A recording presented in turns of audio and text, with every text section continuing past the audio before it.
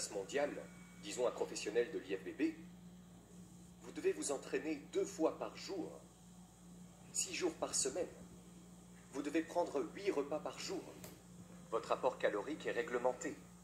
Vos repas sont planifiés et préparés à l'avance. Vous ne mangez pas en fonction du goût, mais en fonction du rôle nutritif de la nourriture. Donc mon entraîneur, par exemple, mange et je lui demande « Qu'est-ce que tu manges ?» Et voici ce qu'il mange le plus. Il va prendre du poulet bouilli sans sel. Et il en mange un demi-kilo. Et toi, qu'est-ce que tu fais? Il dit « Je prends des protéines ». Il ne dit pas « Je mange », il dit « Je prends des protéines ». Pour lui, c'est fonctionnel. Ce n'est pas une question de goût. Ensuite, vous devrez probablement vous entraîner pour un minimum, et ce si vous êtes un phénomène génétique.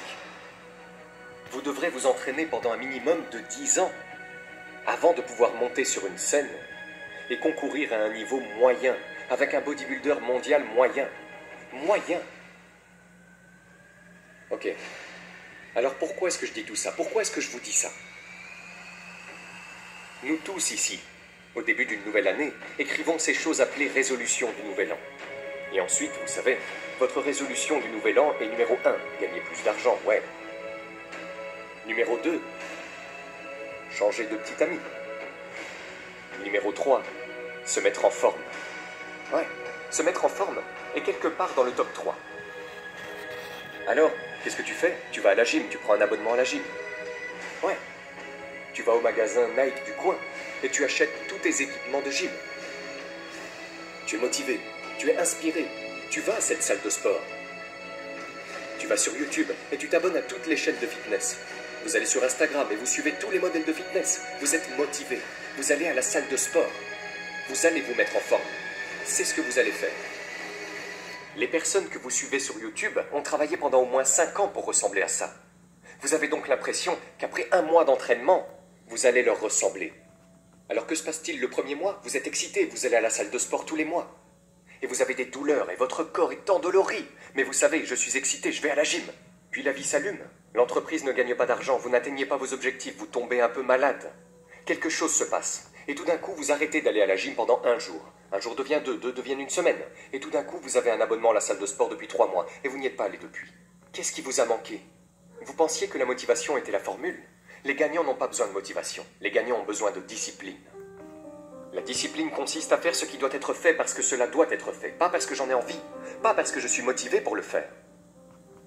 Vous pensez que Nelson Mandela était motivé pour passer 27 ans en prison? Pensez-vous que Martin Luther King était motivé pour marcher à travers les États-Unis et proclamer la liberté? Vous croyez? Vous savez, si vous regardez les gens qui changent le monde, ils ne le font pas parce qu'ils sont motivés. Ils le font parce qu'ils se sont engagés à le faire. Et ils sont disciplinés pour le faire. La discipline est bien plus importante que la motivation. C'est pourquoi vous devez faire attention aux décisions que vous prenez, car une fois que vous avez pris la décision, vous devez la mener à bien. Comme le dit mon mentor, d'abord nous prenons les décisions, puis les décisions font qui nous sommes. Donc il faut faire très attention aux décisions que vous prenez, faire très attention aux engagements que vous prenez. La motivation, je vous le dis maintenant, est complètement surfaite. C'est important, ne vous méprenez pas. Vous savez, on se réunit en fonction de la motivation, on se sent bien. Mais ça va s'estomper. Il faut une volonté plus forte et un engagement plus profond pour aller au bout des choses. Une de mes phrases clés pour toute la journée, la discipline fait des miracles. La discipline fait des miracles. Et voici le premier élément qui fait des miracles. Numéro 1, faites ce que vous pouvez. Ne laissez pas la négligence vous prendre à la gorge. Ne laissez pas la négligence vous bloquer sur votre chemin vers la prospérité et la santé. Être capable de devenir puissant, influent, riche, au-delà de l'imagination la plus folle. Ne négligez pas ce que vous pouvez faire. Si vous pouvez lire, lisez. Si vous pouvez changer, changez. Si vous pouvez grandir, grandissez. Si vous pouvez faire un pas, faites un pas. Ne négligez pas de faire ce que vous pouvez faire sur le moment. Bien sûr, vous ne pouvez pas diriger une entreprise de plusieurs milliards de dollars aujourd'hui. Marc ne le pouvait pas non plus il y a 10 ans. Marc ne le pouvait pas non plus il y a 5 ans. Mais je vous le dis, aujourd'hui il peut le faire parce que pas à pas, année après année, il a pris ce qu'il pouvait faire. Il ne l'a pas négligé, il a fait les réunions qu'il pouvait faire. Il a passé les appels qu'il pouvait passer. Il a lu les livres qu'il pouvait lire. Il a pris les cours qu'il pouvait prendre. Et étape par étape, il s'est préparé. Je vous le dis, ne négligez pas de faire tout ce que vous pouvez faire. Car cela fera des miracles. De développement personnel d'abord et de productivité ensuite. Maintenant, faites ce que vous pouvez. Voici le numéro 2. Faites du mieux que vous pouvez. Si c'est une nuit de brouillard et que vous ne pouvez voir qu'à 30 mètres, comment pouvez-vous voir à 30 mètres de plus? Réponse, marchez sur les premiers 30 mètres. Marchez aussi loin que vous pouvez voir. Et ensuite, vous pouvez voir un peu plus. Et marchez aussi loin que vous pouvez voir. Et vous pouvez voir encore plus. Donc ce que vous avez appris ici, faites-le aussi loin que vous pouvez le voir. Et je vous promets que si vous exécutez aussi loin que vous pouvez le voir, vous serez en mesure de voir plus. Faites ça et vous pourrez en voir plus. Et enfin, mettez-vous au diapason pour faire de votre mieux. Et vous aurez les activités qui développeront les disciplines, qui établiront cette vente, afin que vous puissiez dire, peu importe comment le vent souffle, je suis préparé. Pour certaines personnes, la discipline est une sorte de vilain mot. Vous savez, ne me parlez pas de discipline. Mais ce que vous devez comprendre, c'est que la discipline est une force créative des plus incroyables. La discipline construit une carrière, la discipline développe une bonne santé, la discipline forme le plus incroyable des mariages. La discipline crée une amitié qui ne s'arrêtera jamais. La discipline développe des compétences qui peuvent être magnifiées et toucher le monde. La discipline ouvre la voie à la musique. Vous savez, vous ne pouvez pas avoir une musique incroyable sans discipline. En fait, nous les appelons les disciplines. Nous appelons l'architecture et la musique. Et nous appelons jouer d'un instrument. Nous appelons la sculpture, nous appelons la peinture. Nous appelons l'écriture, la composition. Nous les appelons les disciplines. Et les disciplines nous donnent l'indication que, oui, on n'y arrive que par la discipline. Mais cela signifie aussi que la discipline est la porte ouverte au processus créatif, pour transformer le rien en quelque chose et l'imagination en réalité. Voici donc ce que vous devez apprendre à faire pour apprécier les disciplines et accueillir les disciplines. Voici une bonne question à se poser. Quelle autre discipline pourrais-je commencer qui m'ouvrirait une toute nouvelle expression dans ma vie pour transformer l'imagination en réalité? Sans discipline, il n'y a pas d'entreprise. Sans discipline, il n'y a pas de structure magnifique. Sans discipline, il n'y a pas de musique. Sans discipline, il n'y a pas de santé. Sans discipline, vous savez, il n'y a pas d'avantage, il n'y a pas d'avenir. La discipline est donc essentielle lorsqu'il s'agit d'imagination, d'avoir quelque chose de réel, d'y croire et de le transformer en réalité. La clé du développement est d'être tout ce que vous pouvez être. Je ne sais pas quels sont vos talents, je ne sais pas quelles sont vos compétences, mais voici ce sur quoi j'ai probablement raison. C'est que vous êtes en retard d'un effort accéléré vers votre plein développement. C'est ce que je suggère. Maintenant, pour certains d'entre vous, je sais que ce n'est probablement pas vrai. Mais même si je regarde ma propre vie, parce que je suis tenté de procrastiner, comme tout le monde.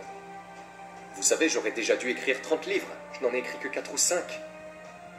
Vous savez, j'aurais dû faire beaucoup de choses, mais je ne les ai pas faites. J'ai été distrait, et chacun d'entre nous a ses défis. Mais qu'est-ce que je pourrais devenir? Qu'est-ce que je pourrais devenir? J'avais un de mes amis les plus chers, je l'ai perdu. Il est mort à l'âge de 53 ans. Un jour, il a bu un peu trop. Je veux dire, David buvait un peu trop, mais il a fait toutes sortes de choses. C'était un bâtisseur et un rêveur, et il a fait beaucoup de choses. Mais sa consommation d'alcool l'a maintenu dans un brouillard pendant des années, et des années. Il y a environ 6 ans. Il était assis au Youth Club, et il était dans le brouillard. Et soudain, il s'est dit, je me demande ce que j'aurais pu accomplir pendant toutes ces années si je n'avais pas été dans cet état de brouillard. Et il a dit que ça a marché. Et les 6 dernières années, avant sa mort, il était libre. Et il a accompli des choses incroyables, juste en 6 ans. Soyez tout ce que vous pouvez être, et ne laissez pas les habitudes vous tirer vers le bas. Ne laissez pas les choses vous détourner du plein développement, de ce que vous avez la capacité d'être. Tout ce que votre cœur pourrait englober si vous en aviez vraiment la chance, si vous aviez vraiment la discipline, et si vous vous y mettiez vraiment? Que pourriez-vous vraiment devenir? Que pourriez-vous gagner? Quelle santé pourriez-vous vraiment avoir? Combien de livres pourriez-vous écrire? Combien de poèmes pourrais-tu écrire? Alors voici ce que je vous demande. Si vous sentez que vous êtes un peu au point mort, ou que vous soyez dans votre progression, je vous demande de corriger cela. Je vous demande de voir si vous ne pourriez pas être sur une voie plus rapide vers vos possibilités et votre plein développement. Voici le but de la vie, devenir tout ce que nous pouvons être. Le plein développement de tout votre potentiel, c'est le numéro 1. Le numéro 2 est l'utilisation judicieuse de toutes vos ressources. C'est le but de la vie. La discipline. S'il y a un mot magique qui se détache de tous les autres, c'est celui-là. La discipline. La discipline est le pont entre la pensée et l'accomplissement. Le pont entre l'inspiration et la réalisation de valeurs. Le pont entre la nécessité et la productivité. N'oubliez pas que toutes les bonnes choses sont en amont. Le temps qui passe nous fait dériver. Et la dérive ne nous apporte que le négatif, le désastreux, la déception et l'échec. L'échec n'est pas un événement cataclysmique. Il n'est généralement pas le résultat d'un incident majeur, mais plutôt d'une longue liste de petites défaillances accumulées. Échouer dans la vie, ce n'est pas penser aujourd'hui, ne pas agir aujourd'hui, ne pas se soucier, s'efforcer de s'élever, apprendre, continuer à essayer jour après jour. Si votre objectif exige que vous écriviez 10 lettres aujourd'hui et que vous n'en écrivez que 3, vous avez perdu 7 lettres. Si vous voulez faire 5 appels et que vous n'en faites qu'un, vous avez perdu 4 appels. Si votre plan prévoit d'économiser 10 $ aujourd'hui et que vous n'en économisez aucun, vous avez perdu 10 $ aujourd'hui. Le danger, c'est de regarder une journée d'indiscipline et de conclure qu'il n'y a pas eu de grand mal. Cela ne semble pas être une si mauvaise journée, mais additionnez ces jours pour en faire une année, puis additionnez ces années pour en faire une vie. Et peut-être pouvez-vous maintenant voir comment la répétition des petits échecs d'aujourd'hui peut facilement transformer votre vie en un désastre majeur. Le succès, quant à lui, n'est que le même processus en sens inverse. Si vous prévoyez de passer 10 appels et que vous terminez la journée en passant 15 appels, vous avez maintenant 5 appels de plus. Si vous gagnez ensuite quelques lettres, si vous montez dans les chiffres de l'épargne, vous pouvez voir quelle énorme différence cela peut faire en un an et quel accomplissement de richesse vous attend pour toute une vie. La discipline est comme un jeu de clés magique qui déverrouille toutes les portes de la richesse, du bonheur, de la sophistication, de la culture, d'une haute estime de soi, de la fierté, de la joie, de l'accomplissement, de la satisfaction et du succès. La première clé de la discipline est la prise de conscience de la nécessité et de la valeur de la discipline. Et surtout, la discipline pour effectuer les changements. Que faut-il faire? Que dois-je faire? Et que dois-je devenir pour obtenir tout ce que je veux de ma vie? La deuxième clé est la volonté. Et plus que cela, l'ardeur à maintenir votre nouvelle discipline délibérément, sagement, avec constance. Et la troisième clé de la discipline est l'engagement à maîtriser les circonstances de votre vie quotidienne, à voir et à exploiter les opportunités, à faire quelque chose du soleil et de la pluie, du bon comme de ce qui se présente sous forme de malheur. La discipline fait beaucoup de choses, mais la plus importante de toutes est ce qu'elle fait pour vous. Elle vous permet de vous sentir mieux dans votre peau. Même la plus petite discipline peut avoir un effet incroyable sur votre attitude. Et le sentiment de bien-être que vous ressentez, ce sentiment d'estime de soi qui vient du fait de commencer une nouvelle discipline, est presque aussi bon que le sentiment qui vient de l'accomplissement de la discipline. Deuxièmement, une nouvelle discipline modifie immédiatement l'orientation de votre vie. Vous ne changez pas immédiatement de destination, cela reste à venir. Mais vous pouvez changer de direction immédiatement. Et la direction est très importante. Troisièmement, la discipline coopère avec la nature. Tout s'efforce. C'est une fonction commune de la vie. Quelle est la hauteur d'un arbre? Aussi haut qu'il le peut. Tout s'efforce de devenir ce qu'il peut être. Et cet effort pour devenir est la raison d'être de la discipline. Nous discipliner pour réaliser notre potentiel naturel et devenir tout ce que nous pouvons être. Et enfin, la discipline attire les opportunités. Les opportunités sont toujours à la recherche d'ambition et de compétences en action. La discipline exploite le pouvoir illimité de l'engagement. La volonté humaine en action, poussée par l'inspiration, attirée par le désir, tempérée par la raison, guidée par l'intelligence, peut vous amener à ce lieu élevé et noble appelé la belle vie. Alors commencez le nouveau processus. Vous pouvez commencer une nouvelle habitude, même si elle est petite. La petite taille n'est pas importante. Que vous commenciez ou non, et que vous continuiez ou non, c'est tout ce qui compte. Donc pour avoir une vie prospère, commencez un plan de prospérité. Pour devenir riche, commencez un plan de richesse.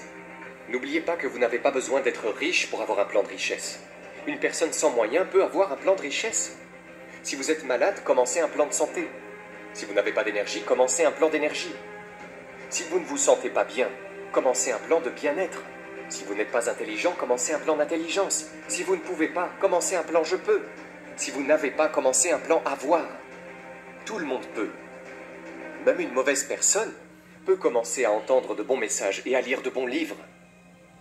Reconnaissez que le début d'une vie meilleure, d'une vie heureuse, d'une vie riche, c'est aujourd'hui. C'est passionnant. Le processus et le résultat peuvent commencer aujourd'hui. Commencez le nouveau voyage aujourd'hui. Si une nouvelle idée vous vient à l'esprit, c'est aujourd'hui qu'il faut commencer à mettre cette idée en pratique. Faites de cette journée un départ long, chargé et passionnant pour votre nouvelle vie. Achetez aujourd'hui votre premier livre pour votre nouvelle bibliothèque. Commencez à vous fixer des objectifs aujourd'hui. Commencez aujourd'hui à vider un tiroir de votre nouveau bureau bien rangé. Commencez à manger une pomme par jour dans le cadre de votre nouveau programme de santé. Mettez de l'argent sur votre nouveau compte d'investissement pour la fortune aujourd'hui. Commencez à lire avec intensité pour votre nouveau plan de richesse de l'esprit aujourd'hui. Écrivez une lettre différée aujourd'hui. Passez un appel téléphonique différé aujourd'hui. Prenez votre appareil photo et prenez une photo de quelque chose pour commencer votre nouveau trésor de photographie aujourd'hui. Donnez de l'élan à votre nouvel engagement en faveur d'une vie meilleure. Voyez combien d'activités vous pouvez accumuler en ce premier jour. Allez-y à fond. Rompez avec l'attraction négative de la gravité. Mettez en route les propulseurs. Prouvez-vous que l'attente est terminée, que l'espoir est révolu, et que la foi et l'action ont maintenant pris le dessus. C'est un nouveau jour, un nouveau départ pour votre nouvelle vie. Avec de la discipline, vous n'en reviendrez pas de la liste de mouvements positifs que vous pouvez faire dès le premier jour de votre nouveau départ. Si vous avez aimé cette vidéo,